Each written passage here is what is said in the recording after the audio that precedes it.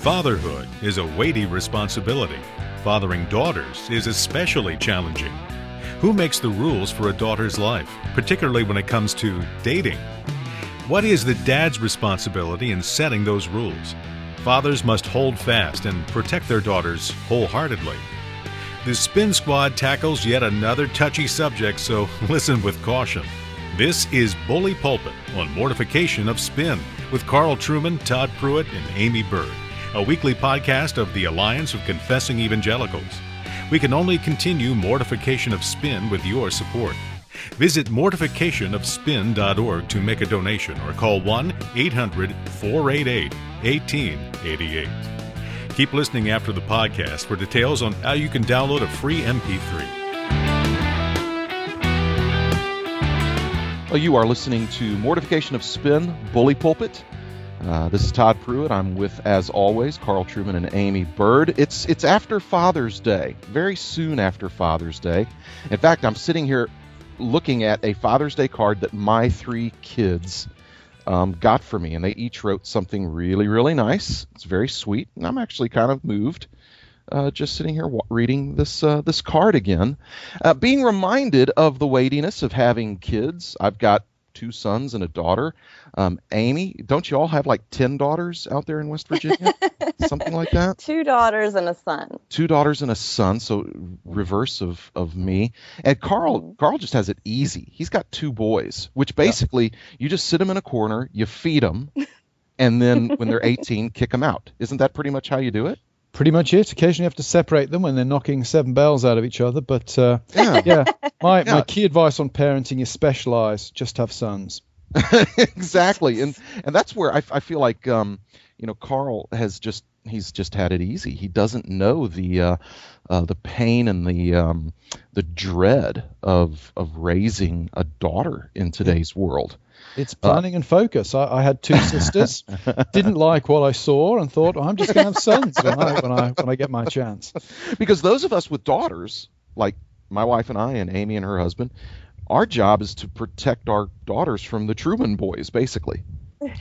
Indeed. As I've said to you many times, I only have 2 guys to worry about. You people with daughters have every guy in the universe to worry about. Exactly. Well, we saw there was a picture going around of a dad who was wearing a T-shirt that's terribly misguided. It's got how many rules were on there? 4 rules for dating my daughter. Yeah. And what were they again? So it's rules for dating my daughter. Number 1, I don't make the rules. Number 2, you don't make the rules. 3, she makes the rules. And number 4, her body, her rules. Yeah. What do you think about that? I think it's probably incoherent, because it seems to me that he's made the rules despite his disclaimer at the start. Right. They're actually very bad rules as well, I think. But it's certainly Dad setting the rules here. Yeah. And what he's doing is he's abandoning his daughter to be her own chief moral arbiter. So basically it's just the repetition of the sin of Eden, where I'm my own moral authority. So in addition to being just confused in that he's saying he doesn't set the rules as he's setting the rules, he's sentencing his daughter to the moral destruction of being her own God. How's that for heavy? That's pretty heavy. Remarkably profound for you, Todd. I'm impressed. And they still allow you to stay in the PCA? They are still allowing me to stay in the PCA, even with that. Great. Sure. Yeah.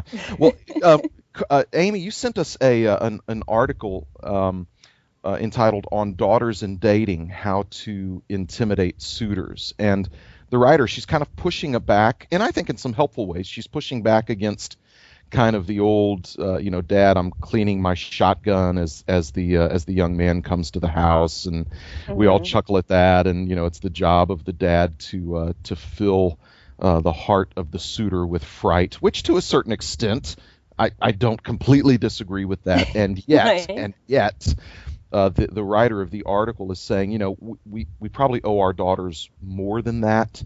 They ought to be strong-minded, and they ought to obviously know enough about right and wrong that they don't need a shotgun next to them. So she does make some good points. What would you say about that? And I definitely think this is an article written by Jen Wilkin. I think a lot of people read it this week, and she makes some wonderful points about how we are to equip our daughters to be strong and to be having a deep faith, self-assuredness, wisdom, kindness, humility, and that there is actually nothing more intimidating to any man than a woman who's able to defend herself against unworthy suitors, and that's what you would want. Which I think are some really good points, and she makes some other really good points in there. But I also wanted to add that no matter how well you raise a strong daughter, she's still going to have a lot of weaknesses. And really, part of Christian growth and deep faith is recognizing our weakness. And so, in the vocation as a father, that is a major job for him to see his daughter's weaknesses and then to be able to come alongside and back her up and protect her. So it could be a false strength there if you put too much of your confidence in your daughter's strength or even in the way that you parented them. Yep. I couldn't agree more. And I think I think you make a really good point there of putting too much confidence in my ability to make my daughter strong. She's still, if your daughter's an 18-year-old girl who has a lot of good qualities that you've helped build within her, she's still an 18-year-old girl and right. still needs a father and still needs a measure of protection. Hopefully a lot less than she did when she was 12, but still there still needs to be some measure of protection there and guidance. Well, there was this response to the Feminist Father T-shirt where somebody wrote, my 16-year-old, her new boyfriend the other day asked my permission to date her, and I told him basically the same thing as the rules on this T-shirt. Yeah. And he said, I trust her to do the right thing, and she trusts me to back her up. And I just really thought about that, what is the best way for a dad to back up his daughter or his son, really? Because, although Carl doesn't have all those guys to worry about, Carl, you still have to worry about. There are some dangerous women out there. Right? Women talking have a to lot one of right influence. now. Yeah. So, Carl, you are a bit of a connoisseur of parenting books, right? Oh, I love them. Yes. Yeah. I think I can honestly say I've not read a single book on parenting in my entire life. Well, how have you been able to parent? It's by sheer natural brilliance, I guess. I regard parenting books as psychobabble on the whole. I avoid them like the plague.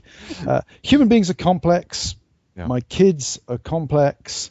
I would say that most of what I learned about parenting, I learned from myself actually being brought up in a good home. Mm-hmm. I had two good parents, and as I reflect on what I learned from them unconsciously, I now realize, wow, I learned an awful lot. My parents weren't Christians as it happened, but they certainly knew how to bring kids up in a way that was mannerly, taught the kids self-control, respect for other people, all of the basic, what one might call civic virtues. My parents instilled into me unconsciously, I guess, by modeling it themselves within the house. So I'm very skeptical of any articles on parenting on the grounds that when you're actually in a real situation with real human beings, it's always much, much more complicated. We were talking before the program, Todd, and you and I have very similar experiences with our kids. With my one child, simply raising a finger was enough for him to burst into tears and ask for forgiveness for whatever he'd done. The other child, I discovered I had to take money off him. I had to, I'm going to your money box and I'm taking 50 pence or 50 cents out your money box. That was what I needed to bring him to heel. You have to work creatively and responsively with the uniqueness of your children. Yeah. In terms of morality, though, what Katrina and I did with the boys in terms of, shall I say, sexual relations with girls, we pressed home to them from an early age, when you date a girl, she does not belong to you. Yeah. She belongs to her father and she belongs to the Lord. Her body does not belong to you. And if I was responding to Feminist Dad's T-shirt, I'd say, it isn't her body. It isn't her rules. It's your responsibility to make sure she's protected, and the rules are set by the Lord. Right. And that, for me, is a far more compelling argument to say to my sons. Mm-hmm. To not say, listen, that young lady you're going to go out with, her body belongs to her. listen, a little bit of charm can sometimes overcome that. It is a far more compelling thing to say, son, that young lady's body belongs to the Lord, and her father is given a job to help guard her and protect her. So if you touch her in any way that is inappropriate, you're sinning against the Lord, you're sinning against her, and you're sinning against her father. That's far more compelling. I know that T-shirt is so dehumanizing to his daughter, and then to the prospective dates for his daughter. And I just think of, okay, when my one daughter was going into middle school, my husband actually approached one of the boys in her grade at a sporting event, and it's somebody that we know their family well and him well, and he said, I want you to look after my girl when she goes in middle school like an older brother. She doesn't have an older brother there.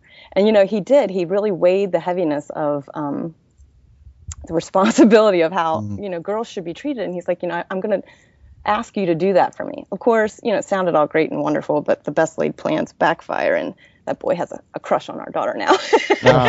Great. But, that works even better in the sense that he knows how Matt feels about his daughters. And, he was friendly, but it's a friendly intimidation, actually. Sure. And I think there's everything appropriate with that. I'm not here to be a suitor's pal. Right. He needs to know that while hopefully I don't behave like a horse's rear end, I'm also not here to be his friend necessarily.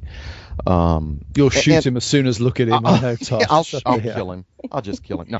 No, Carl, you mentioned your opinion on parenting books, and while Yeah, do you need me to clarify that, or was I clear enough? I like to think of myself as a bit cynical, but every time I'm around you, I feel like a wide-eyed optimist. But I agree in part in that much of the parenting material is not very helpful, precisely for some of the reasons you laid out.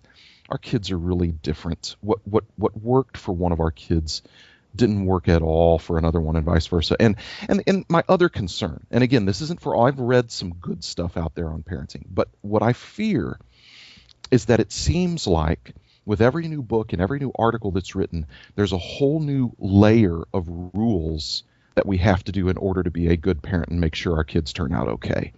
And I think I think that generates a lot of guilt in a lot of parents, that if my child is not reading, especially if you feel like you're giving it your all, trying to do all this, right, and you can do everything that you believe you're doing as a perfect parent, follow all these proverbs, and then what if your child does make a mistake and does sin, and who do you blame it on then? Do you blame it on God for not following through, or do you blame it on yourself for not doing a good enough job?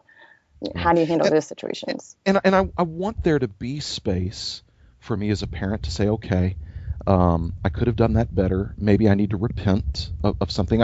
There should be space for that. At the same time, if my kid's not reading Jonathan Edwards by the time he's 14, maybe that's not all that bad. Yeah. I just think that some of the pressure, right, that is put on parents, because with each new book, there's got to be a new thing. There's got to be a new set of rules or a new insight that previous generations haven't discovered, and now suddenly, I've got to do this, or my kid's going to be a heathen. Yeah. Right. And this idea of strength, I think, is what's really coming up in these, rules to date my daughter T-shirts, and then the feminist father rules to date my daughter, and the application to date my daughter that Jen Wilkin was pushing back against. Yeah. Is it really strength? Where is our strength coming from? And sure, we should do all we can to raise strong daughters and strong sons. And we should do all we can to be godly parents and to be faithful in that vocation. But we need to point one another to Jesus Christ, who is our strength in all things, so that, there's grace there too. Yeah, because we're going to fail. We have failed. Mm-hmm. We haven't been 100% consistent, and part of raising godly kids is helping them understand that they, along with every other Christian they'll ever meet, including their parents, have failed to live up in certain ways to the confession that we make. That's a part of them knowing how to love each other and being long-suffering. I've failed them. I'm sure at some point before I die, I'll sin again as well. I know Carl does all the time.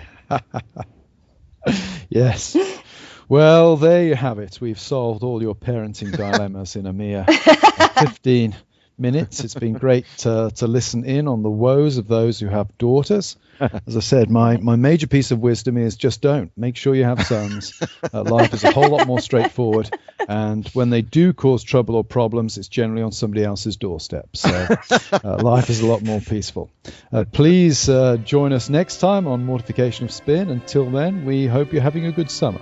Goodbye. Each time I see a little girl of 5 or 6 or 7, I can't resist a joyous urge to smile and say thank heaven for little girls.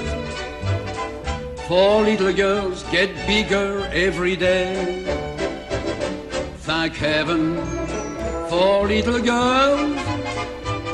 They grow up in the most delightful way. Those little eyes so helpless and appealing, one day will flash and send you crashing through the ceiling. This has been Mortification of Spin, a podcast of the Alliance of Confessing Evangelicals. Remember to visit our website, mortificationofspin.org, where you can download a free MP3 entitled Children and Parents.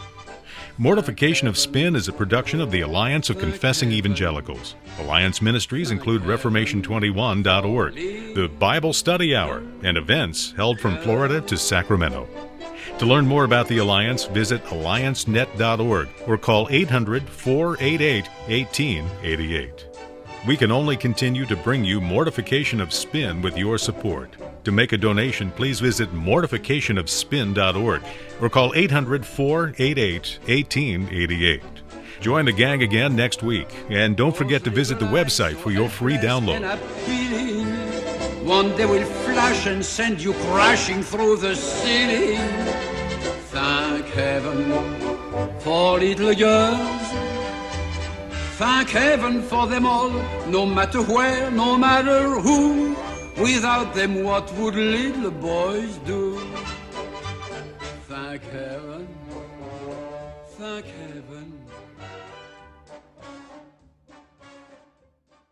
As I've said to you many times, I only have 2 guys to worry about. You people with daughters have every guy in the universe to worry about. Exactly.